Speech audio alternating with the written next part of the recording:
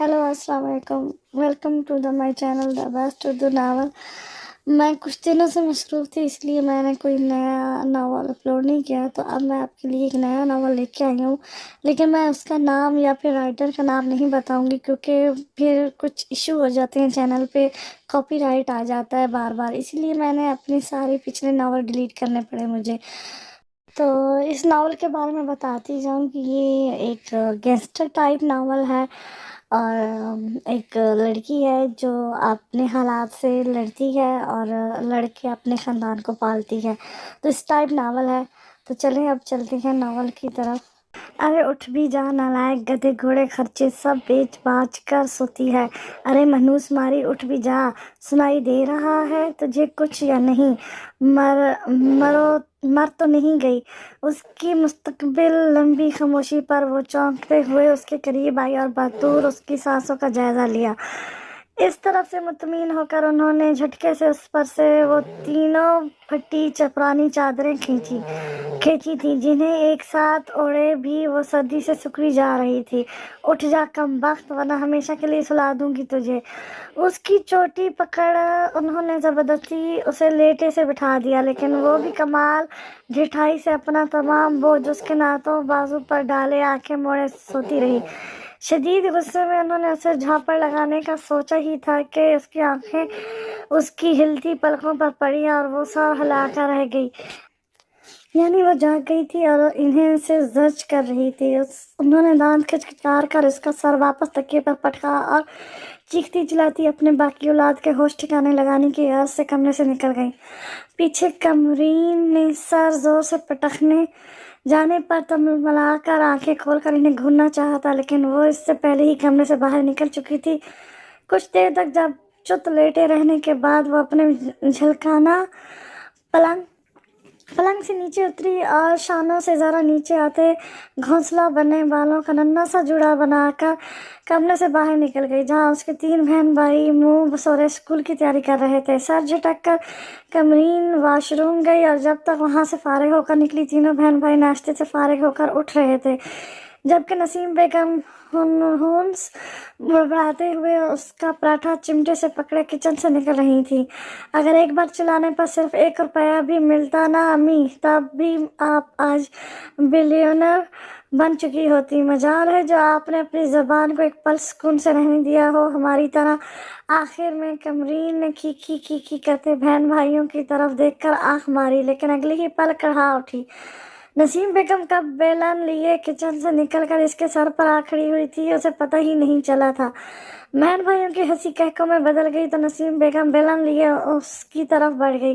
वो तीनों जल्दी जल्दी अपने बैग्स उठाए घर से बाहर भाग गए, क्योंकि एजाज साहब की गाड़ी का हॉर्न बजने लगा था। एजाज साहब इनके पड़ोस में ही रहते थे और अपनी दुकान पर जाते हुए इन तीनों को भी स्कूल छोड़ने जाते थे। नसीम बेगम दोबारा बड़बड़ाते हुए किचन में चली गई थी।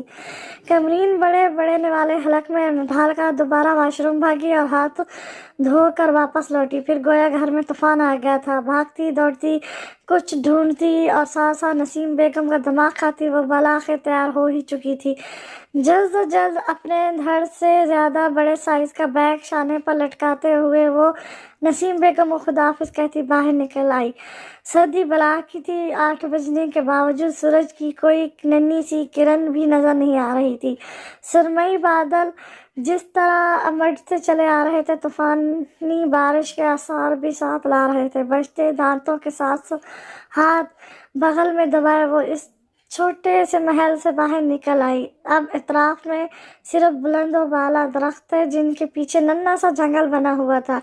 कभी उस जंगल में कोई इमारत बनी होगी, लेकिन अब वहाँ सिर्फ इस इमारत के आसार थे। वो भी उसने तब देखे थे जब एक बार मना भाई खेलते खेलते उस जंगल में गुम हो गया था। जंगल इतना बड़ा नहीं था, मना जल्द ही मिल गया था और साथ ही वो मिक्स शुदा इमारत भी। सर झटक कर कमरीन ने जंगल में भटकती नजरें घुमाई और तेज कदमों से चलती उस वीराने से बाहर निकलकर मेन रोड तक पहुंच गई, जहां जिंदगी अपनी पूरी रफ्तार से दौड़ रही थी। वो सर उठाए नजरें झुकाए चलती रही और बस स्टॉप तक पहुंचकर ऐन उसी वक्त पहुंचने वाली बस में सवार हो गई। खचा खच भरी बस में वो अंदर ही अंदर अपनी किस्मत पर खोलते हुए बाहर भागते दौड़ते मनाजिर बेध्यानी से देखने लगी। गाड़ी में खतरनाक हद तक जख्मी हालत में पड़ा वो मौत के काफी नजदीक मालूम हो रहा था, लेकिन फिर भी इसकी आवाज भेड़ी की घराहट से मुशाबत थी। मुझ जैसे लोग इतनी जल्दी नहीं मरते सलमान शेख। मैं तुम लोगों का वो हाल करूंगा कि भीख मांगोगे तुम लोग मौत की, लेकिन मैं तुम लोगों को मरने भी नहीं दूंगा। दाऊद यूसुफ ने गद्दारी बहुत भारी पड़ेगी तुम्हें, बहुत भारी। जवाब में सलमान शेख और जुनैद चौधरी कहकर लगाकर हंस पड़े थे, जैसे उसने कोई लतीफ़ा सुनाया हो। मौत की भीख कौन मांगेगा और कौन जिंदगी की भीख मांगेगा, ये तो वक्त ही बताएगा। जरा अपना चेहरा देखो यहाँ। जुनैद चौधरी ने अपना फ्रंट कैमरा ऑन करके उसकी तरफ बढ़ाया, जो पिछली सीट पर रस्सियों से बंधा पड़ा था। कितने खौफजदा लग रहे हो तुम मौत से। तुम्हारे चेहरे का एक एक नौश जिंदगी की भीख मांग रहा है हमसे। मजे से कहते हुए जुनैद चौधरी ने एक सेल्फी ले डाली। इसका चेहरा आधा नजर आ रहा था, जबकि बाकी तस्वीर में दाऊद था, जिसका चेहरा उसके अपने लहू से तर था। तुम अपने बाप के मुकाबले में कुछ भी नहीं। तुम्हारा बाप ने तुम्हें बहुत कुछ सिखाया है, लेकिन सब कुछ नहीं सिखाया। तुम्हारे बाप का साथ के पार्टनर्स होने के नाते मैं तुम्हें क्राइम वर्ल्ड का एक अहम राज बताता हूँ। किसी पर भी एक हद से ज़्यादा एतबार नहीं करना चाहिए, खाना वो तुम्हारा कितना ही पुराना साथी क्यों ना हो। ड्राइविंग करते हुए सलमान शेख यूं बोल रहे थे जैसे मौसम की सूरत-हाल पर तस्वरा कर रहे हों। ये राज बताने में कुछ देर नहीं लगा दी भाई। जुनैद चौधरी अपने ग्रे दाढ़ी में उंगलियां चलाते हुए बाएं आंख दबाकर बोला, और अगले ही लम्हे वो दोनों कहका लगाकर हंस पड़े। जबकि पिछली सीट पर बंधा दाऊद अपनी 29 साल जिंदगी में पहली बार सिसक उठा था। वो दोनों उसके बाप के पुराने और वफादार साथियों में शुमार थे। वो खुद से ज्यादा इन पर एतमाद करता था, और इस अंधे एतमाद का नतीजा आज भुगत रहा था। आज जिंदगी ने उस पर कुछ रहम कर दिया तो वो इन गद्दारों पर जरा रहम नहीं खाएगा। दाऊद ने नफरत से इन्हें घूरते हुए खुद से अहद किया था, लेकिन अगर जिंदगी रहम करे तो इस वक्त उसे अपना जिंदा रहना नामुमकिन सा लग रहा था। इतनी जल्दी मौत, वो घुटी घुटी आवाज में सिसका। उसने तो सुना था बुरे लोग बहुत ज्यादा जीते हैं, फिर वो इतनी जल्दी कैसे मर सकता है। हाल ही में तो उसने अपने बाप की कुर्सी संभाली थी। कुछ ही दिन तो गुजरे थे लोगों पर इसकी दहशत छाए। अभी तो उसने ताकत का नशा चखा था। ये नशा दुनिया के तमाम नशों में सबसे ज्यादा सुरूर बख्श साबित हुआ था। नहीं इतनी जल्दी नहीं, नहीं इतनी जल्दी नहीं। उसके लबों से फ़कत यही लफ्ज़ निकल रहे थे, वो जो सबको खौफज़दा कर देता था। इस वक्त खुद सख्त खौफज़दा लग रहा था। मौत चीज़ ही ऐसी है। क्यों दाऊद साहब डर रहे हो मौत से? देखो सलमान, दूसरों को लम्हों में मौत की नींद सुलाने वाला दाऊद यूसुफ खुद मौत से कितना डरता है। हाँ हाँ हाँ हाँ, जुनैद चौधरी कमीनगी से बोला।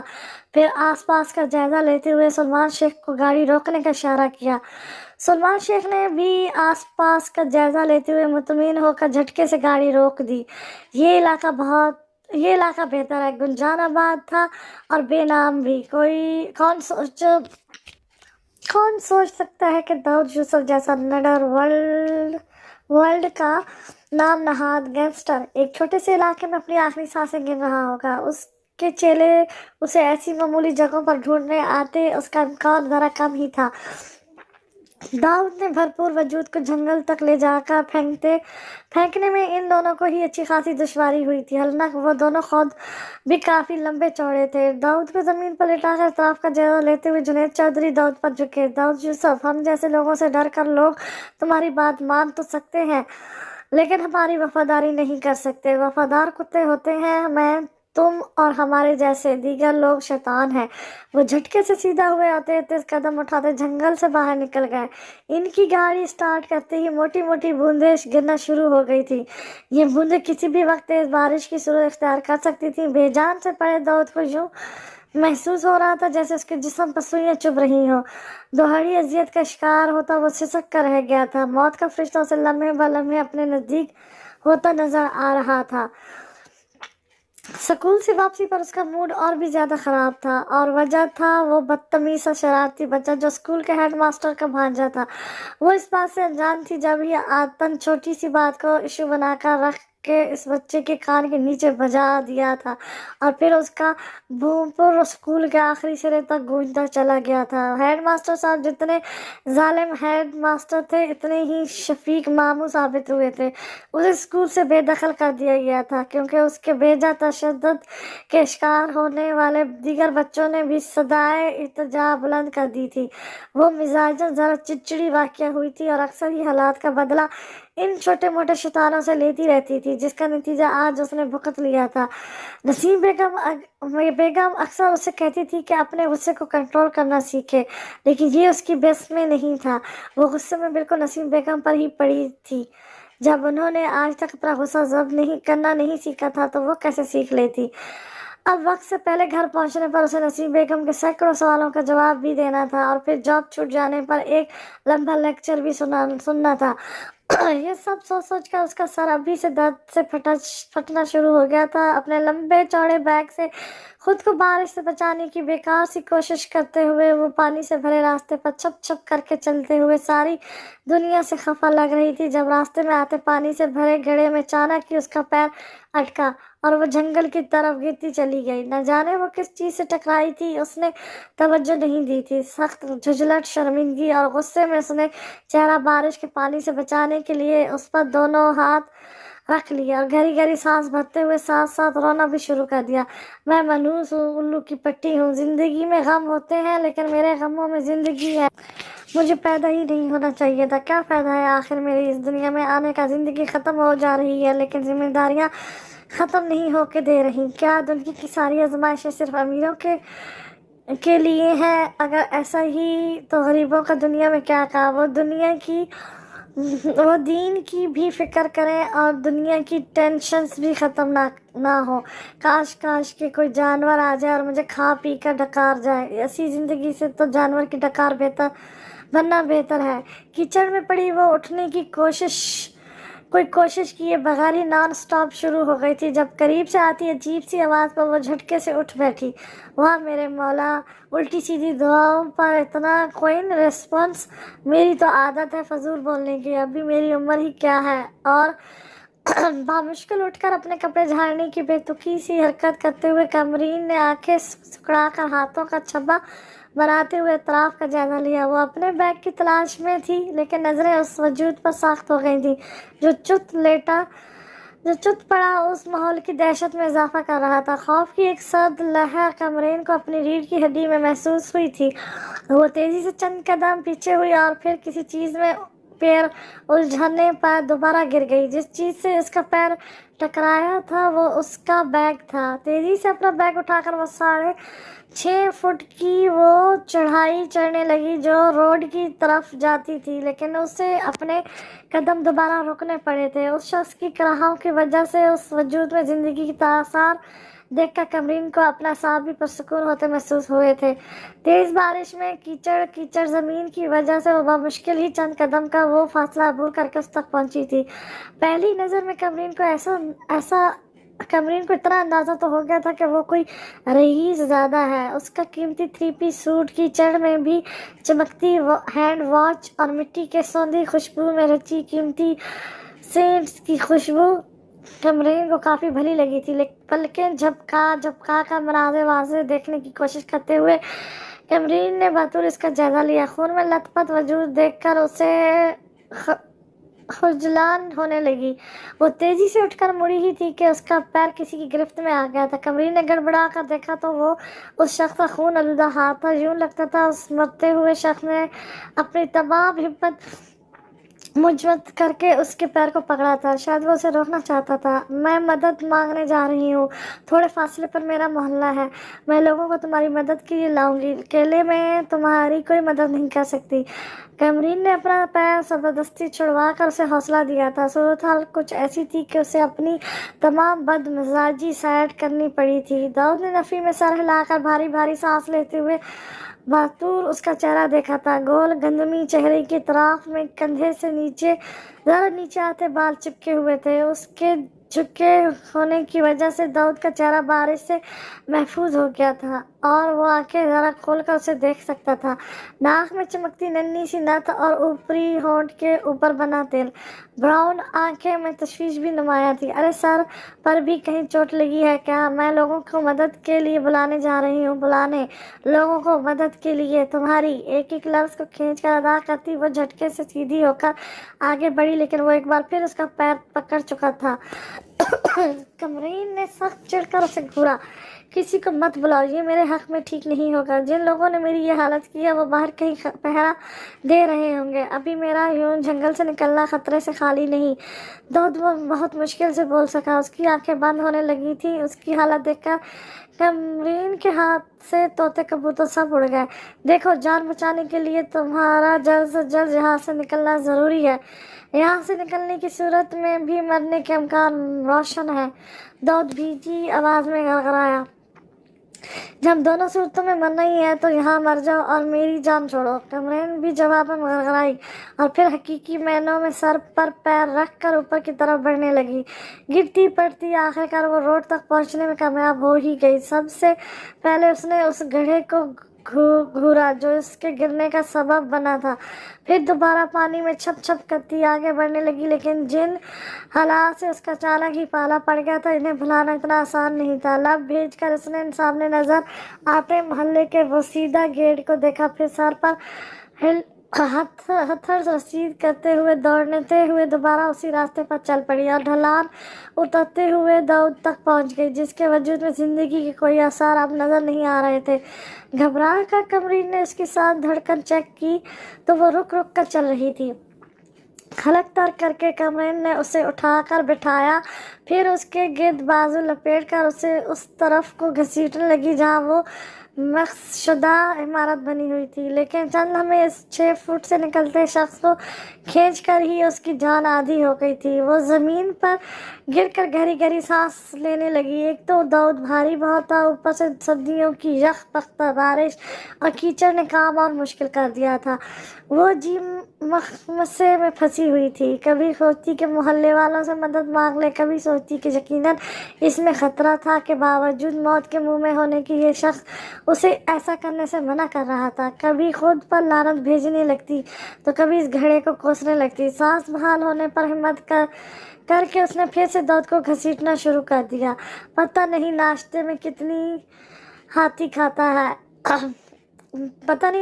کتنے ہاتھی کھاتا ہے۔ بھرائی آواز میں بڑبڑاتے ہوئے وہ ایک بار پھر زمین پر گر کر اپنا تنفس بحال کرنے لگی، پھر دوبارہ اللہ کا نام لے کر اٹھ کھڑی ہوئی۔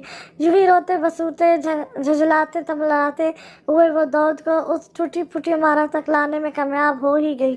عمارت کی ویرانی آج اسے کچھ زیادہ ہی محسوس ہوئی تھی۔ اونچی آواز میں خالی عمارت میں سلام کر کے اس نے دودھ کو دیوار سے سہارا دے کر بٹھایا اور خود زمین پر گر کر اپنی ٹوٹی پھوٹی پسلیوں میں قید تیز دھڑکتے دل پر ہاتھ رکھ کر بجتے دانتوں کے ساتھ دودھ کو گھورا اور سر ہاتھوں میں گرا لیا۔ اب کیا کروں؟ خوشتے پوچھتے ہوئے اسے رونا آنے لگا۔ دودھ کے قریب ہو کر کمرین نے بطور اس کا جائزہ لیا۔ بارش کی وجہ سے خون کافی حد تک چہرے سے صاف ہو گیا تھا، پھر بھی کچھ سرخی اور کیچڑ چہرے پر لگا ہوا تھا۔ جب ہی ذرا جھجکتے ہوئے کمرین نے اپنے زرد دوپٹے سے اس کا چہرہ صاف کیا تھا اور نقوش واضح ہونے پر بے ساختہ ہی اس کے لب سکڑے تھے۔ اتنی بری حالت میں بھی وہ جو شخص اتنا اچھا لگ رہا ہے وہ اچھی حالت میں تو قیامت ڈھاڑتا ہوگا، دل میں سوچتے ہوئے کمرین نے بے وجہ ہی جھپٹ کر اس کے ایک ہاتھ میں لپٹی رسی کھولنی شروع کر دی۔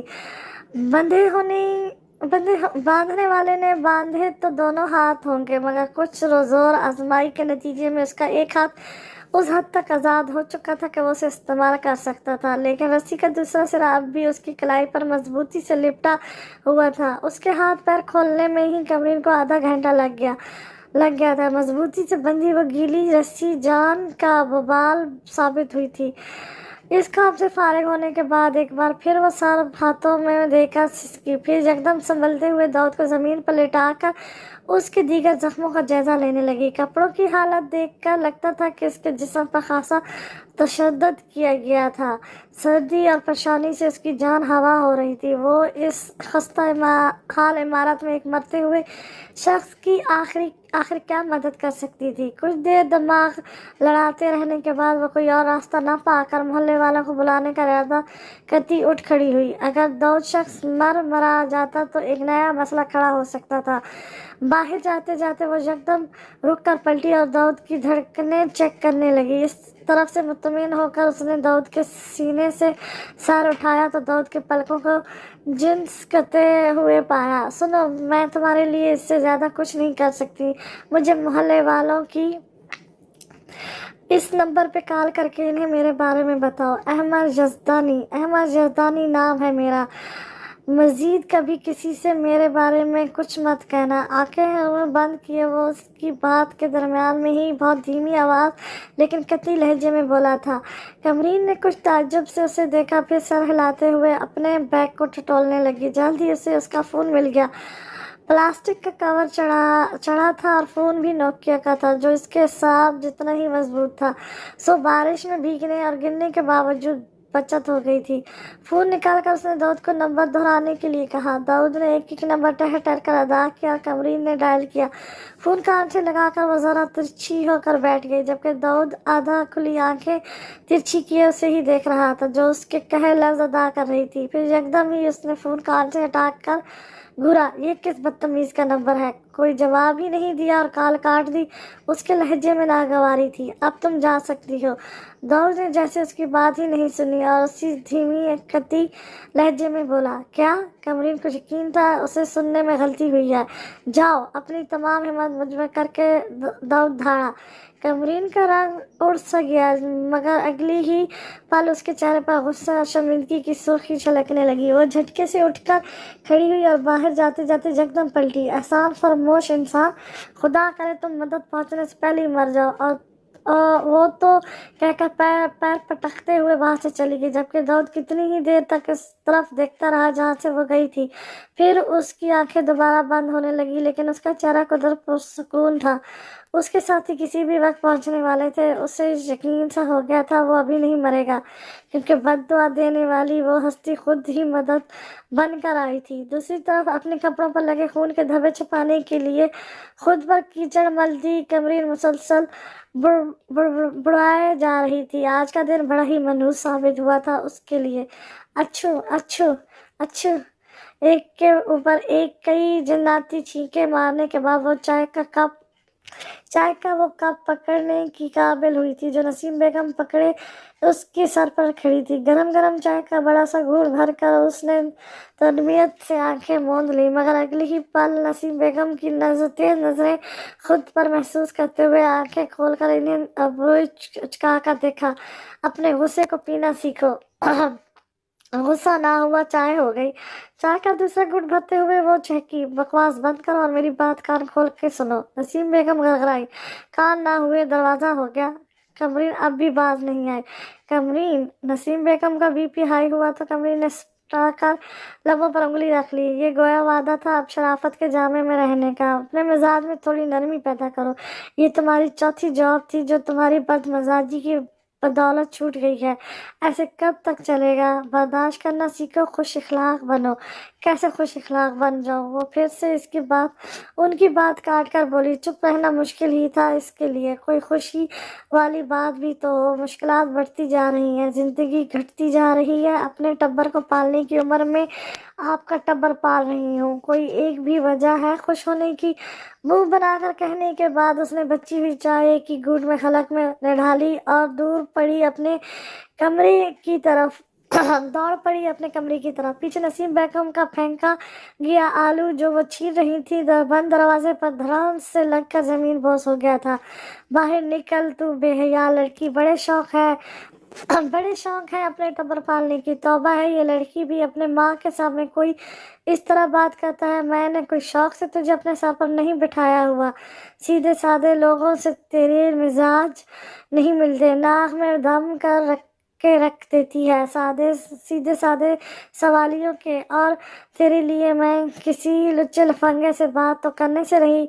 खुद ही ढूंढ ले अपने लिए कोई बिगड़ा कुबड़ा और बिना अपना टबर।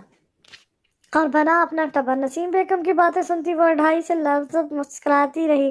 شادی کا بھی اس کا دور دور تک کوئی ارادہ نہیں تھا، اس لیے وہ ہر آنے والے کو چلتا کر دیتی تھی۔ اس نے لمبا عرصہ نسیم بیگم کو اپنے اور دیگر بہن بھائیوں کے پیٹ کا دوزخ بھرنے کے لیے محنت مشقت کرتے دیکھا تھا۔ اب وہ کسی قابل ہوئی تھی تو انہیں مکمل آرام دینا چاہتی تھی۔ جب تک منہا میٹرک سے فری ہو کر کوئی چھوٹا موٹا کام دھندا شروع نہیں کر دیتا، تب تک وہ بھی شادی نہ کرنے کا ارادہ کر چکی تھی۔ چھلنگا پلنگ پر لیٹ کر اس نے وہیں تینوں چادریں ملا کر اوڑھی اور آنکھیں موند گئی۔ کچھ دیر تک یوں ہی لیٹے لیٹے اسے نہ جانے کیا یاد آ گیا تھا جو منہ بنا کر بڑبڑائی تھی: احسان فراموش، بدتمیز، کمینہ۔ ایک ہفتہ لگا تھا جنید چودھری اور سلمان شیخ کو ان کی پکڑ میں آئے، لیکن 1 مہینہ لگا تھا داؤد نے مکمل طور پر صحت یاب ہونے میں۔ جسم سے زیادہ اسے ذہنی تکلیف نے بیمار رکھا تھا۔ اپنے پرانے وفاداروں کی غداری اور موت کے بے پناہ خوف نے اسے سہما کر رکھ دیا تھا، لیکن براؤن جیسے وفاداروں کے بھرپور ساتھ کی وجہ سے وہ قدرت سنبھل گیا تھا، بلکہ یہ کہنا غلط نہ ہوگا کہ وہ پہلے سے زیادہ خطرناک بن چکا تھا۔ اپنے ہی لوگوں کو وہ مشکوک نظروں سے دیکھنے لگا تھا، جبکہ پہلے وہ اپنے لوگوں پر خاصا مہربان رہا کرتا تھا، اور اس کے چہرے کی سنجیدگی اب خوفناک سی سرد مہری میں ڈھل چکی تھی۔ وہ ذہنی طور پر مزید اذیت پسند ہو گیا تھا، اور آج وہ اسی اذیت پسندی کا مظاہرہ کرنے والا تھا۔ کوٹ پہن کر آئینے میں خود پر آخری نگاہ ڈالتے وہ کمرے سے باہر نکلا، جہاں باسط اف براؤن اسی کا منتظر کھڑا تھا۔ سر کے اشارے سے اس کے سلام کا جواب دیتے ہوئے وہ لمبے لمبے ڈاک بھرتا آگے بڑھنے لگا، جبکہ براؤن اس سے 1 قدم پیچھے تھا۔ چلتے چلتے وہ لوگ اس دیوار کے قریب آ کھڑے ہوئے جو دراصل ایک خفیہ دروازہ تھا۔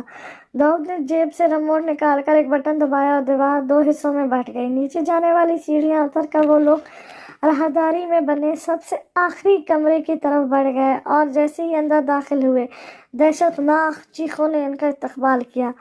داؤد کے آتے ہی وہ چاروں آدمی پیچھے ہو گئے تھے، جو موٹی موٹی زنجیروں سے بے دپے جنید چودھری اور سلمان شیخ کے ننگے دھڑوں پر وار کر رہے تھے۔ ان چاروں آدمیوں میں سے ایک نے اجازت طلب نظروں سے داؤد کی طرف دیکھا تو داؤد نے انہیں کوئی اشارہ دیا، جسے سمجھتے ہوئے وہ اپنے دیگر ساتھیوں کو لے کر ایک کونے کی طرف بڑھ گیا، جہاں جہازی سائز دیگر لکڑیوں کے ڈھیر پر رکھے تھے، جبکہ داؤد ان دونوں غداروں کی طرف بڑھ گیا۔ اس کے چہرے پر بلا کی سرد مہری تھی۔ تم لوگ چاہتے تو مجھے گولیوں کے وار سے چند لمحوں میں ختم کر سکتے تھے، لیکن تم لوگوں نے ایسا نہیں کیا، غلط کیا، اب بھگتو۔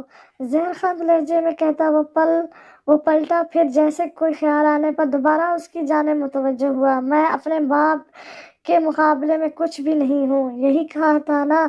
اس لیے کہا تھا کیونکہ تم لوگ مجھے سمجھے نہیں تھے، دوستوں میں شمار ہوتے تھے نا، اب غداروں میں شمار ہو۔ سو اب یہ جتانا کہ میں اپنے باپ کے مقابلے میں کچھ ہوں یا نہیں۔ وہ چبا چبا کر کہتا پیچھے ہوا اور جیبوں میں ہاتھ ڈال کر آگ پر رکھی خالی دیگوں کو گرم ہوتے دیکھنے لگا، جبکہ جنید چودھری اور سلمان شیخ موت کو اپنے نزدیک دیکھ کر منتوں پر اتر آئے تھے، جن کا ظاہر ہے کوئی فائدہ نہیں ہونے والا تھا۔ کچھ دیر بعد دیگیں مکمل طور پر گرم ہو گئی تھیں۔ اب وہ چاروں آدمی سلمان شیخ اور جنید چودھری کو زمین پر اتارنے لگے، جبکہ ان دونوں کی منتوں ترنوں نے شدت اختیار کر لی تھی۔ کچھ ان کی سمجھ آ رہا تھا کہ اب ان کے ساتھ کیا کیا جائے گا۔ انہیں مضبوطی سے رسیوں سے یوں باندھ دیا گیا تھا کہ ٹانگیں سینے اور ہاتھ پشت لگے ہوئے تھے، پھر انہیں اٹھا کر دیگوں میں ڈال دیا گیا اور دیگوں کے منہ ڈھک کر ان پر وزنی پتھر رکھ دیے گئے تھے۔ یہ سزا براؤن کی توقع سے بہت زیادہ تھی۔ جان لینے کا اتنا عجیب انداز کبھی کسی نے نہیں اپنایا تھا، کم سے کم اس کی نظروں سے تو ایسا کچھ کبھی نہیں گزرا تھا۔ گہری سانس بھر کر براؤن نے داؤد کی طرف دیکھا تو اس کے چہرے پر ایسی سرد شیطانی مسکراہٹ دیکھ کر وہ نظر چرا کر رہ گیا۔ چند لمحے مزید داؤد اس مناظر کا لطف لیتا رہا، پھر سر جھٹک کر باہر نکل گیا۔ براؤن اس کے پیچھے ہی تھا۔ داؤد کے پیچھے چلتے چلتے براؤن نے راہداری میں بنے دیگر دروازوں کی طرف دیکھا۔ ہر کمرہ ایک خاص قسم کے تشدد کے لیے تیار کیا گیا تھا۔ جس کمرے سے وہ لوگ آئے تھے وہ کمرہ دشمنوں کو جلانے کے لیے استعمال کیا جاتا تھا۔ داؤد نے آج اس کمرے میں آگ کا یہ کھیل ذرا مختلف انداز میں کھیلا تھا۔ جھڑی سی لے کر وہ سیڑھیاں چڑھتا چلا گیا اور اس کے اوپر پہنچتے ہی داؤد نے وہ خفیہ دروازہ دوبارہ بند کر دیا۔ پھر براؤن داؤد سے اجازت لے کر کسی کام سے نکل پڑا، جبکہ داؤد نے اپنے آفس کا رخ کیا تھا۔ لمبے عرصے بعد ایسا مناظر دیکھ کر اسے اپنی طبیعت فریش ہوتی محسوس ہوئی تھی۔ کرسی پر جھولتے ہوئے اس نے دروازے پر ہونے والی دستک پر کم ان کہا اور ٹیبل پر کہنیاں اٹکا کر مکمل طور پر آنے والی کی جانب متوجہ ہو گیا۔ سر، اس لڑکی کے متعلق تمام معلومات حاصل کر لی ہیں۔ اس لڑکی کا تعلق ہمارے دشمنوں یا دوستوں میں سے کسی کے ساتھ نہیں ہے۔ وہ واقعی اس علاقے میں رہتی ہے اور آپ تک اتفاقیہ پہنچی تھی۔ نام کیمرین مغل۔ والد کا بچپن میں ہی انتقال ہو گیا ہے۔ ایک ماں ہے، آج یو وش ایک ہی ماں ہے۔ اپنے آدمی کی بات کے کاٹنے پہ وہ نہ جانے سیریس ہو کر پوچھ رہا تھا، مذاق کر رہا تھا یا طنز کر رہا تھا۔ وہ آدمی بیچارہ گڑبڑا کر رہ گیا۔ جی سر، ایک ہی ماں ہے، اور جی میرا مطلب ہے سر ایک ہی ہے، اور 3 چھوٹے بہن بھائی ہیں، تینوں اسکول کے اسٹوڈنٹ ہیں۔ وہ لڑکی ان دنوں ایک نامور ہوٹل میں جاب کر رہی ہے۔ تمام تفصیلات بتانے کے بعد وہ داؤد کی طرف دیکھنے لگا، جس کی نظریں کسی غیر مرئی نقطے پر جمی تھیں۔ پھر جب بہت دیر تک داؤد کچھ نہیں بولا تب وہ بیچارہ جھجکتے ہوئے دوبارہ اسے مخاطب کر بیٹھا۔ سر، کون سے ہوٹل میں؟ اس غیر مرئی نقطے کو گھورتے ہوئے اس نے چونکتے بغیر پوچھا تھا۔ ہائے اللہ، کیا ہوا؟ سنبل کی چیخ پر کمرین نے بیزاری سے پوچھا۔ خوف اس کے ایک ایک انداز سے جھلک رہی تھی۔ اس ہوٹل والی جاب سے وہ سخت ناخوش تھی۔ جتنی وہ بدمزاج اور جذباتی تھی، یہ جاب اتنی برداشت طلب تھی۔ ڈھیروں مختلف لوگوں سے دھیمے سروں میں بات کرنا، کچھ بدمزاج رئیسوں کی شکایتیں صبر سے سننا اور شوخ منچلی نظروں کو سہنا اسے دنیا کا سب سے مشکل کام لگ رہا تھا، لیکن اسے یہ کرنا تھا۔ نسیم بیگم کو حال ہی میں شوگر نے آن گھیرا تھا، دوائیوں کا ایک نیا خرچہ نکل آیا تھا۔ وہ اب اس جاب سے ہاتھ دھونا افورڈ نہیں کر سکتی تھی، اسے ہر صورت یہ جاب جاری رکھنا تھی۔ نئی اور بہتر سیلری والی جاب ملنے تک۔ داؤد یوسف نے اپنے کچھ غداروں کا دیکھ کیا حال کیا۔ اپنے موبائل کی روشن اسکرین سنبل نے اس کے سامنے لہرائی۔ کمرین کو ابکائی آئی۔ اسکرین پر نظر آتا مناظر تھا ہی اتنا دہشتناک۔ یہ کیا ہے؟ غدار ہیں بیچارے، سنبل نے افسوس سے بتایا۔ غدار بیچارے نہیں ہوتے، کمرین نے منہ بنایا، لیکن ان کی حالت بیچاروں والی ہے۔ ویسے داؤد یوسف اپنے باپ سے زیادہ جلاد نکلا۔ خاور یوسف لوگوں میں اپنی دہشت پھیلانے کے لیے ایسی حرکتیں نہیں کرتا تھا۔ داؤد یوسف تو مجھے سائیکو لگ رہا ہے۔ داؤد یوسف خاور یوسف کا بیٹا ہے۔ خاور یوسف کہاں ہے؟ ہنسی منہ کھولے سنبل کی باتیں سنتی وہ کچھ حیرت کچھ سنجیدگی سے پوچھنے لگی، تمہیں ابھی تک یہی نہیں پتا چلا؟ سنبل چیخی، کیسے پتا چلتا؟ نہ ٹی وی ہے نہ انٹرنیٹ ہے سے لینا دینا ہے۔ اچھا بتاؤ نا داؤد یوسف، اب اگر آگے آ چکا ہے تو خاور یوسف کہاں ہے؟ کمرین کے چہرے پر سنجیدگی کی گہری چھاپ تھی۔ وہ تو کب کا مر کھپ گیا۔ افسوس سے اسے دیکھتے ہوئے سنبل نے گویا اسے بریکنگ نیوز دی تھی۔ خاور یوسف مر گیا؟ لبوں پر ہاتھ دھرے کمرین عجیب و غریب کیفیت کا شکار تھی۔ اسے خوش ہونا چاہیے یا افسردہ ہونا چاہیے، اسے سمجھ نہیں آ رہا تھا اپنے جذبات۔ ہاں، بی بی مر گیا ہے اور میں بھی مر گئی ہوں۔ یکدم سنبل کا انداز بہکا۔ کمرین نے خود کو سنبھالتے ہوئے ان عجیب کیفیتوں سے پیچھا چھڑایا اور بیزاری سے اسے دیکھا۔ سنبل روز ہی کسی نہ کسی پر مر رہی ہوتی تھی، آج کس پر؟ اس کا لہجہ بیزار تھا۔ سنبل نے ہونس گلاس ڈور کی طرف دیکھتے ہوئے انگلی سے اشارہ کر دیا۔ کمرین نے انگلی کی تعقیب میں گلاس ڈور دھکیلتے اور اپنی طرف ہی آتے اس شخص کو بطور دیکھا۔ سیاہ 3 پیس پہ مبلس وہ علیم شلیم شخص اسے پہلی نظر میں کچھ جانا پہچانا لگا، اور جب وہ عین اس کے سامنے آ کر رک گیا تو کمرین کے ذہن میں یکدم کچھ کلک ہوا۔ چہروں کے معاملے میں اس کی یادداشت مثالی تھی۔ فوراً ہی کمرین کو یاد آ گیا تھا، وہ وہی احسان فرموش تھا۔ داؤد کو زندہ صحیح سلامت دیکھ کر جہاں اس کے مہینوں بعد سے ڈسٹرب رہنے والے سانپ پرسکون ہوئے تھے، وہیں چہرے کے ناقوش تن گئے تھے، جبکہ داؤد بازدور اس کے تاثر ملازم کرتا نہ جانے کیوں مسکرا دیا تھا۔ کمرین کی نظروں میں اپنے لیے شناسائی دیکھ کر داؤد نے ایک ہاتھ سینے پر دھرا اور گردن کو تھوڑا سا خم دے کر گویا ہوا، میرا خیال ہے آپ مجھے پہچان گئی ہیں، نام شاید بھول چکی ہو، ناچیز کو احمد یزدانی کہتے ہیں۔ سنبل نے دل تھام کر زہر لفظ احمد یزدانی کا نام دہرایا تھا، جبکہ کمرین ابرو چکا کر کچھ پل توفق کے بعد لٹھ مار لہجے میں بولی تو داؤد کی مسکراہٹ کچھ اور گہری ہوئی۔ میں آپ کا شکریہ ادا کرنا چاہتا ہوں۔ کریں۔ دیگر ساتھی مرکز کی عجیب نظروں پر کمرین نے انداز اور خدرہ کر لیا۔ داؤد کی مدھم ہنسی بے ساکھ تھی۔ ایک لمحے کے لیے سنبل سمیت کمرین مسماری سی اسے دیکھتی رہ گئی۔ کوئی مرد ہنستے ہوئے اتنا خوبصورت کیسے لگ سکتا ہے بھلا؟ شکریہ، دھیمی آواز میں کہتے ہوئے اس نے ایک چٹتی سی نظر سنبل پر ڈالی تھی۔ اس چٹتی سی نظر میں اتنی واضح ناگواری تھی کہ سنبل گڑبڑا کر ایکسکیوز کرتی تیزی سے وہاں سے چلی گئی۔ کمرین نے کچھ تعجب سے جاتی ہوئی سنبل کی پشت دیکھ کر دوبارہ داؤد کی طرف دیکھا تھا، جس کے چہرے پر نافہم سا تاثر لیے لمبی سی خوبصورت مسکراہٹ سجی تھی۔ ٹھیک ہے، میں نے کیا شکریہ قبول، اب کیا؟ وہ اسے ہم سر پہ کھڑے دیکھ کر چڑ سی گئی۔ اس شاندار شخص کی وجہ سے کافی ساری نظریں ان کی طرف اٹھی ہوئی تھی، خاص طور پر لڑکیوں کی، اور وہ اتنی نظروں کا بزگر بننے پر جذبس ہو رہی تھی۔ آپ نے میری جان بچائی ہے، یہ کوئی چھوٹا موٹا احسان نہیں ہے، بس ایسے ہی پھیکا سا شکریہ، میرا دل نہیں مانتا، بناوٹی دل گرفتی سے کہتے ہوئے داؤد ایک قدم اور آگے بڑھا تو کمرین جلدی سے 2 قدم پیچھے ہوئی اور گھور کر داؤد کو دیکھا۔ ٹھیک ہے پھر، آپ 10 منٹ تک ایک ٹانگ پر اچھلتے ہوئے تھینک یو کہتے جائیں، میں ذرا تب تک اپنا کام کر لوں۔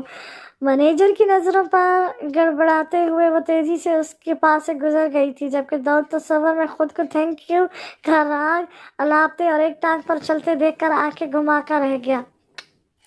اپنے کام میں مگن کمرین کو گہری نظروں سے دیکھتے ہوئے وہ ایک ٹیبل کی طرف بڑھ گیا اور ہاتھ کی مٹھی پر گال اٹکائے یک اٹک اسے تکنے لگا، جو اس کی ذات کو بالکل ہی فراموش کر چکی تھی۔ داؤد اس بے نیازی پر ٹھنڈی سانس بھر کر رہ گیا۔ اسے خود بھی سمجھ نہیں آ رہا تھا کہ کمرین کے معاملے میں سے کچھ کلیئر ہو جانے کے باوجود وہ کیوں یہاں چلا آیا تھا اور اب کیوں یک اٹک اسے گھورے جا رہا تھا۔ اس نے چاہا وہ اٹھ کر چلا جائے، لیکن وہ ایسا نہیں کر پایا اور اپنی اسی بے بسی پر اس کی کشیدہ پیشانی بلوں سے بھر گئی تھی۔ سر، ایک ویٹر مینیو کارڈ پکڑے اس کے پاس چلا آیا اور مدھم آواز میں اسے اپنی جانب متوجہ کرنے کی کوشش کی۔ داؤد نے بغیر اس کی طرف دیکھے یا چونکے بھونس کمرین کو اپنی نظروں کے حارس میں لیے کافی کا آرڈر دیا۔ وہ ویٹر ایک نظر اس کی نظروں کے تعاقب میں کمرین پر ڈال کر سر کو جنس دیتا آگے بڑھ گیا، جبکہ داؤد کے لب بے ساکھ مسکرائے تھے۔ وہ مناظر ہی کچھ ایسا تھا۔ کمرین نے ایک موٹے سے بچے کو اس کے والدین کی نظر سے بچا کر منہ اور بازو پھیلا کر موٹے ہونے کا کمینہ سا اشارہ کیا تھا، جس پر اس بچے کے چہرے پر غم کے سائے لہرانے لگے تھے، جبکہ کمرین اپنی بڑھتی ہنسی ضبط کرتے ہوئے مینیو کارڈ لہراتی ایک ٹیبل کی طرف بڑھ گئی تھی۔ کہنی ٹیبل سے ہٹا کر داؤد نے کمرین سے نظریں ہٹا کر دوبارہ اس بچے کی طرف دیکھا تو اسے اپنی ہی جانب متوجہ پایا۔ وہ شاید داؤد کی بظاہری شخصیت سے متاثر ہو رہا تھا۔ داؤد کو نہ جانے کیا سوجی کہ اپنا منہ اور بازو پھیلا کر کمرین جیسا ہی اشارہ کر بیٹھا۔ بچے کے چہرے پر شوق کا تاثر ابھرا، گویا وہ کہہ رہا ہو، انکل آپ بھی۔ نچلا لب کچل کر اپنی ہنسی چھپاتے ہوئے داؤد نے دوبارہ کمرین کو نظروں کے حارس میں لیا۔ یہ چھوٹی سی بچکانہ حرکت اس کر کے اسے پتہ نہیں کیوں بڑا مزہ آیا تھا۔ الو کا پٹھا، منحوس مارا کمینہ، بے شرم، بے غیرت، بے حیا، خدا کرے اندھا ہو جائے۔ غصے سے بڑبڑاتے ہوئے کمرین نے نظروں ہی نظروں سے داؤد کا قتل کیا، پھر پیر پٹکتے ہوئے ڈریسنگ روم کی طرف بڑھ گئی۔ دوپہر سے رات ہو چکی تھی، اس کے گھر جانے کا وقت ہو گیا تھا، لیکن داؤد اسی جگہ بیٹھا اسے اپنی خاموش نظروں سے حاضر کرتا رہا تھا۔ کمرین کو داؤد کی ذہنی حالت پر شبہ بھی ہونے لگا تھا۔ وہ کیوں آخر اسے مسلسل گھورے جا رہا تھا؟ اس کے گھورنے سے بھی زیادہ بڑا مسئلہ یہ تھا کہ وہ خود بھی اٹکی باندھ کر گھورے جانے کے قابل تھا۔ ہوٹل مینیجر اور دیگر ورکر اس سے لے کر ہر آنے جانے والا ایک بار تو ضرور ٹھٹک کر اس مردانہ وجاہت کے شاہکار کی طرف دیکھتا تھا، اور پھر اس کی روشن ساکھ نظروں کے تعاقب میں سب کی نظر کمرین تک بھی جا پہنچتی تھی، اور پھر نظروں میں عجیب سی تاثر ابھرنے لگتے تھے، کہیں حسد، کہیں رشک، کہیں شوخی، کہیں ناگواری۔ یہ دن کمرین کے لیے سب سے زیادہ صبر آزما ثابت ہوا تھا۔ غصہ پینے کے لیے اس نے پانی کے اتنے گلاس چڑھائے تھے کہ اب اسے اپنا پیٹ پانی سے بھرا مٹکا محسوس ہو رہا تھا۔ ہوٹل کا مخصوص لباس بدل کر وہ سادے سے شلوار قمیض میں مبلس اپنا بڑا سا بیگ شانے پر اٹکائے بڑبڑاتی ہوئی ہوٹل سے باہر نکلی اور فٹ پاتھ پر چلنے لگی، جب اچانک ہی اس کے پہلو میں وہ بڑی سی سیاہ گاڑی آن رکی۔ ایک لمحے کے لیے کمرین سپٹ آئی۔ اسے لگا کہ ابھی اسے گاڑی میں کھینچ کر اغوا کیا جائے گا، لیکن گاڑی کے شیشے سے نمودار ہوتا داؤد کا چہرہ اسے پرسکون کرنے کے ساتھ ہی توب بھی دلا گیا تھا۔ داؤد نے بازور اس کے چہرے سے چھلکتا جلال دیکھا، پھر صلاح جو انداز میں مسکراتے ہوئے گاڑی سے نکل کر اس کے سامنے آ کھڑا ہوا۔ وہ دراصل میں شکریہ ٹھیک سے ادا کرنا چاہتا ہوں، وہ باسیغ بھولے پن سے بولا تھا، لیکن انداز سراسر زجر کرنے والا تھا۔ کیسے ٹھیک سے؟ ہاں، کیسے ٹھیک سے؟ بتایا تھا میں نے کہ کیسے ٹھیک سے شکریہ ادا کرنا ہے۔ چلو شروع کرو، ایک ٹانگ پہ ناچنا، میں کھڑی ہوں یہاں 10 منٹ تک، ہر درجہ سنجیدگی سے کہتی وہ سینے پر بازو لپیٹے منتظر نظروں سے اسے دیکھنے لگی۔ داؤد نے ابرو اچکائے۔ میں مذاق نہیں کر رہا، میں واقعی آپ کا اچھے طریقے سے شکریہ ادا کرنا چاہتا ہوں۔ وہ واقعی کمرین کے لیے شکریہ کے طور پر کچھ ایسا کرنے کا خواہشمند تھا جو اس کی ذات کو کمرین کی یادداشت میں ہمیشہ کے لیے محفوظ کر دے۔ شدید جھنجھلاہٹ کا شکار ہوتے ہوئے کمرین نے اسے خود کو آگ لگانے کے لیے کہا اور دائیں طرف سے نکلنے لگی، لیکن داؤد نے بازو اس کے آگے پھیلا کر اسے اور تشل دلایا تھا۔ کیا مصیبت ہے؟ سیکو ہو کیا؟ ٹھیک ہے، میں نے تھوڑی بہت مدد کی، لیکن اگر اللہ کو منظور نہ ہوتا تو مزید تم ایک سانس بھی نہیں لے سکتے تھے۔ زندگی موت اللہ کے ہاتھ میں ہے، اگر زندگی بچ جانے کی اتنی خوشی ہے تو جا کر شکرانے کے نفل ادا کرو۔ میرے پیچھے کیوں پڑ گئے ہو؟ میرا دماغ گھوما نہ تو میں تمہارا منہ توڑنے سے بھی گریز نہیں کروں گی۔ اگر میں اب تک برداشت کر رہی ہوں تو صرف اس لیے کیونکہ یہ جاب میرے لیے ضروری ہے۔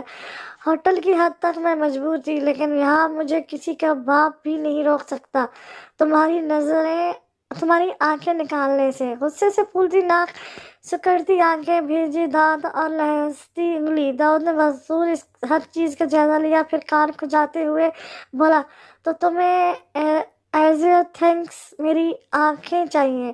ویسے مجھے بھی میری آنکھیں بہت پسند ہیں، کیا تمہیں بھی؟ یا اللہ! کمرین نے اپنے چھوٹے سے جوڑے میں قید بال نوچے، اونچی پونی ٹیل کے گرد لپٹے جوڑے کی صورت اختیار کیے، بال کھینچے جانے پر واپس پونی ٹیل کی شکل اختیار کرتے اس کی گردن پر جھولنے لگے۔ یہ گاڑی تمہاری ہے؟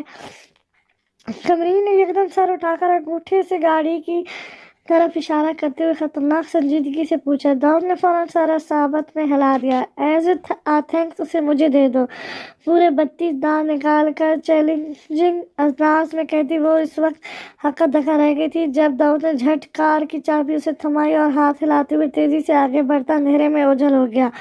کتنی ہی دیر تک وہ جنس تک نہیں کر پائی، پھر گڑبڑا کر ہاتھ میں موجود چابی اور پھر کار کو دیکھا، پھر اس طرف منہ کر کے اونچی آواز میں اسے پکارنے لگی جس طرف وہ گیا تھا، لیکن جواب ندیدہ تھا۔ کمرین کو پکا یقین ہو گیا تھا اس شخص کے اوپری حصے کا کوئی اسکرو ڈھیلا ہے۔ کچھ دیر تک ترچھی للچاتی نظروں سے کار کو گھورتے رہنے کے بعد اس نے چابی کار کی چھت پر پٹک دی۔ پھر وہ یوں دوڑ پڑی جیسے پیچھے پاگل کتے پڑ گئے ہوں۔ دوسری طرف داؤد جو بظاہر فٹ پاتھ پر چلتے چلتے مڑ گیا تھا، در حقیقت نظروں سے اوجھل ہو کر اس 3 منزلہ عمارت کی چھت پر چڑھا، اس کی تمام حرکات اور سکنات کا جائزہ لے رہا تھا۔ کمرین کے یوں بھاگ جانے پر وہ بے ساختہ ہنسا۔ جس حد تک وہ کمرین کو سمجھ سکا تھا، اسے یقین تھا کہ اگر کمرین کو گاڑی چلانی آتی ہوتی تو وہ ضرور اس کے لیے کی گاڑی لے کر نکل پڑتی۔ اپنی ترشیدہ داڑھی کھجاتے ہوئے وہ سر جھٹک کر یکدم بالکل سنجیدہ ہو گیا اور پہلو میں سیٹ شدہ ہتھیار کی طرف بڑھ گیا۔ دوربین سے دور جاتی کمرین اور قریب آتی سفید کار کو دیکھتے ہوئے اس نے فون کان سے لگا لیا۔ اس وقت اس کا چہرہ بالکل سپاٹ تھا۔ سر، وہ گاڑی رئیس خانزادہ کے بیٹے کی ہے اور وہ کار میں کسی لڑکی کے ساتھ موجود ہے، اسی کا ایک ساتھی جو قریب ہی کی ایک عمارت میں چھپا ہوا تھا، جو فون پر مطالعہ کر رہا تھا۔ جواب میں داؤد نے صرف انکار بھری اور اگلے ہی پل وہ نشانہ لے چکا تھا۔ سابقہ روئی سے چلتی کار ڈگمگائی اور پھر گھومتے ہوئے درخت سے ٹکرا گئی۔ مطمئن ہوتے ہوئے داؤد نے دوربین سے جائزہ لیا تو کار ڈرائیور کا تن وہ نوجوان بے جان پڑا تھا اور اس کی چلائی گئی گولی عین اس کے سر پر لگی تھی۔ بچنے کا کوئی سوال ہی نہیں اٹھتا تھا، جبکہ اس کے ساتھ بیٹھی لڑکی ایکسیڈنٹ کا شکار ہوئی تھی۔ اس کا جینا یا مرنا اہمیت نہیں رکھتا تھا۔ تو پرسکون ہوتے ہوئے وہ پیچھے ہو گیا۔ واہ، تو آپ وہ گاڑی لے آتی نا؟ نرمین کا لہجہ حسرت بھرا تھا۔ مجھے ڈرائیونگ نہیں آتی نا یار، ورنہ لے آتی اور بیچ دیتی، پھر ہم امیر ہو جاتے۔ لاکھوں کی کار تھی وہ۔ کمرین کا انداز پر ملام تھا۔ تمام صورت و حال دسترخوان کے گرد بیٹھی وہ ان سب کے گوشت گزار کر چکی تھی اور نسیم بیگم کی طرف دیکھنے سے دستہ گریز کرتے ہوئے اب بہن بھائیوں کے تصورے سن رہی تھی۔ ادھر دیکھو مانو۔ حیرت انگیز طور پر اچانک ہی جب نسیم بیگم نے اسے پکارا تو انداز میں کوئی تلخی نہیں تھی اور یہ بات کمرین کو خلاف معمول سی لگی تھی۔ جب ہی وہ بھی کچھ سنجیدہ سی ہو کر ان کی جانب متوجہ ہو گئی۔ تم نے مجھے یہ جنگل والی بات پہلے کیوں نہیں بتائی؟ انداز میں ناگواری کم، تشویش زیادہ تھی۔ مجھے اندازہ نہیں تھا کہ اس شخص سے دوبارہ ملنا ہوگا، وہ شانے اچکا کر لاپرواہی سے بولی۔ تمہیں اندازہ بھی ہے جو صورتحال تم بتا رہی ہو وہ کتنی غیر معمولی ہے؟ اگر جنگل میں اس لڑکے کو کچھ ہو جاتا، خدا نخواستہ پولیس کیس بن سکتا تھا، اور اب جو تم بتا رہی ہو وہ لڑکا جس طرح پیچھے پڑ گیا ہے، مجھے تو ڈر لگ رہا ہے۔ نسیم بیگم کی آخری بات پر چھوٹے 3 بہن بھائیوں ایک دوسرے کو دیکھ کر ہنس پڑے، کیونکہ انہیں تو یہ سب بہت فلمی اور مزے کا لگ رہا تھا، جبکہ کمرین نے افسوس سے سر ہلایا تھا۔ ارے امی، جدید دور ہے، ہراساں کرنے کے انداز بھی جدید ہو گئے ہیں۔ وہ عام سی اوچھی حرکتیں کرتا تو ہوٹل سے نکالا جا سکتا تھا، اسی لیے اس نے آنکھوں کی گستاخیاں کی۔ باہر جاب کرنے والی لڑکیاں کو اکثر ایسی صورتحال کا سامنا کرنا پڑتا ہے، اس میں ٹینشن والی کیا بات ہے؟ کمرین کے اطمینان میں فرق نہیں پڑا تھا۔ فضول مت بولو اور میری بات غور سے سنو۔ یہ لڑکا اگر کبھی دوبارہ یا کوئی بھی مرد اگر دقیانوسی یا جدید جیسے بھی انداز میں ہراساں کرے، اسے اگنور کیا کرو۔ کوئی ضرورت نہیں ہے ٹارزن کی خالہ بن کر منہ لگنے کی، جتنی بھی مضبوط اور بہادر بن جاؤ ہو تم لڑکی ہی۔ نسیم بیگم کا انداز اچھا خاصا سخت تھا۔ اف امی، بات کہاں تھی، آپ کہاں لے گئی؟ چڑھ کر کہتی کمرین اٹھنے لگی جب نسیم بیگم نے اس کا بازو سختی سے پکڑ کر اسے واپس بٹھا دیا بلکہ پٹخ دیا۔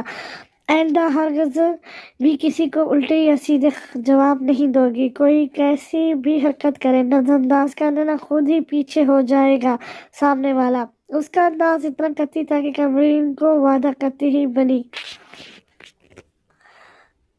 داؤد اگلے دن پھر ہوٹل آیا تھا اور ویسے ہی ٹکی باندھ کے اسے دیکھتا رہا تھا۔ آج تو ہوٹل کملا بھی مینی خیزی سے کمرین کی طرف دیکھ رہا تھا۔ کل بہت سے لوگوں نے اسے ایک رئیس زادی کی شرارت سمجھتے ہوئے درگزر کر دیا تھا، لیکن داؤد کا آج پھر آ جانا اور کمرین کو اپنی نظروں کے حارس میں لیے رکھنا سب کو ٹھٹکا گیا تھا۔ دل ہی دل میں بیشتاب کھاتی کمرین نے بے ساخت ہی اس وقت شکر ادا کیا تھا اس وقت شکر ادا کیا تھا جب وہ اٹھ کر نظروں ہی نظروں میں اسے الوداع کہتے ہوئے وہاں سے چلا گیا تھا، ورنہ کمرین کا خیال تھا کہ داؤد آج بھی سارا دن ہوٹل میں ہی بیٹھا رہے گا اور اپنا سولڈ کوڈ خاص شکریہ ادا کرنے کی کوشش کرے گا۔ اسے لگا نسیم بیگم کی بات درست تھی، نظر اندازی ہی اسے ایسے لوگوں کا علاج ہے۔ پھر اس نے خود سے بھی عہد کر لیا کہ داؤد اور داؤد جیسے دیگر لوگوں کو نظر انداز کرنے کا۔ اگلے دن داؤد پھر آیا، پھر وہی حرکت کی اور کمرین نے نظر انداز کر دیا۔ اگلے دن پھر سے یہی کچھ ہوا، اس کے اگلے دن پھر اور پھر اور پھر اور پھر 25ویں دن تھا اور یہ خاموش تماشا جاری تھا۔ بس یہ فرق ہوتا تھا کہ داؤد کبھی جلدی چلا جاتا، کبھی سارا دن بیٹھا رہتا۔ اب تو ہوٹل کملا بھی اس خاموش تماشے سے بیزار ہو گیا تھا اور منتظر تھا کسی دھماکے دار سین کا۔ دوسری طرف کمرین تھی جس کی برداشت کی حد ہو چکی تھی اور وجہ اس کی چند کولیگز کی الٹی سیدھی باتیں تھی۔ وہ خاموش رہ کر نظر انداز کر کے بھی زیر بحث آ رہی تھی، اس کے کردار پر انگلیاں اٹھ رہی تھی، تو کیوں نہ وہ ایک بار اس ڈھیٹ انسان کا دماغ صاف کر ہی دے۔ بس بہت ہو گیا، ایک جھاپڑ رسید کر کے اب اس الو کے ہوش ٹھکانے لگا ہی دوں گی، دل میں بڑبڑاتے ہوئے کمرین نے داؤد کی آرڈر کی گئی کافی ایک دوسرے ویٹر سے چھینی اور جھٹکے سے مڑ کر داؤد کو گھورا۔ دوسری طرف داؤد جس کے سانپ اندر ہی اندر کمرین کے اگنور کرنے پر چٹک رہے تھے، بالآخر اس کے متوجہ ہو جانے پر کھل اٹھا اور دلخوشی سے مسکرا دیا۔ کمرین جیسی ہر جانہ تیور لیے اس کی طرف بڑھ رہی تھی۔ داؤد کو اچانک اندیشہ لاحق ہوا کہ کہیں وہ کافی کا کپ اس کے سر پر ہی نہ الٹ دے، لیکن شکر تھا کمرین نے مگ ٹیبل پر پٹکتے پر ہی کفیت کیا تھا۔ کیا مسئلہ ہے تمہارے ساتھ؟ ہاں کیا مطلب کیا مسئلہ ہے؟ بھولا سا منہ بنا کر اجنبی بنتا داؤد اس کے غصے کو ہوا دے گیا تھا۔ دیکھو مجھ سے یہ غلطی ہوئی، میں مانتی ہوں، مجھے تم جیسے ٹھرکی کی جان نہیں بچانی چاہیے تھی بلکہ تمہیں وہی جنگل میں دفن کر دینا چاہیے تھا، لیکن اب ہو گئی غلطی تو معاف کرو مجھے، جان چھوڑو میری، کیوں مجھے روز روز دن رات اپنی ملہوس شکل دکھا کر پریشان کر رہے ہو؟ اگر تم میری سفید چمڑی پر فدا ہو کر مجھ سے فلرٹ کرنے کی کوشش کر رہے ہو تو جان لو کہ نہ میں تمہاری طرح ہائی کلاس سے تلقنے والی لڑکی ہوں جو آگے سے دھان نکال کر تمہیں شہد دوں اور ڈیٹنگ شروع کر دوں، اور نہ ہی مجھے مڈل کلاس گھر کی ڈبوسی لڑکی سمجھنے کی غلطی کرنا جو تمہاری ان حرکتوں سے ڈر جائے گی۔ میں مڈل کلاس ضرور ہوں مگر تمہارا منہ توڑنے کی صلاحیت رکھتی ہوں۔ یہ سب کمرین نے غصے سے چیخ چیخ کر ہرگز نہیں کہا تھا بلکہ لبوں پر جبری مسکراہٹ سجا کر دھیمی سی آواز میں کہا تھا۔ یہ جاب اس کے لیے بہت ضروری تھی، وہ جذبات میں آ کر کوئی ایسا قدم نہیں اٹھانا چاہتی تھی جو اسے اس جاب سے بھی فارغ کر دے۔ کمرین کے مسکرانے کے باوجود داؤد اس کے چہرے کی سرخی اور پیشانی اور گردن کی ابھرتی رگیں دیکھ کر اس کے غصے کا اندازہ لگا سکتا تھا۔ بے ساتھ داؤد کے لب مسکرائے تھے۔ جب تم مجھے تقریباً آدھے گھنٹے تک جنگل میں گھسیٹ سکتی ہو تو مجھے یقین ہے تم میرا منہ بھی توڑ سکتی ہو، سر دھن کر کہتا وہ شاید کمرین کو سراہ رہا تھا۔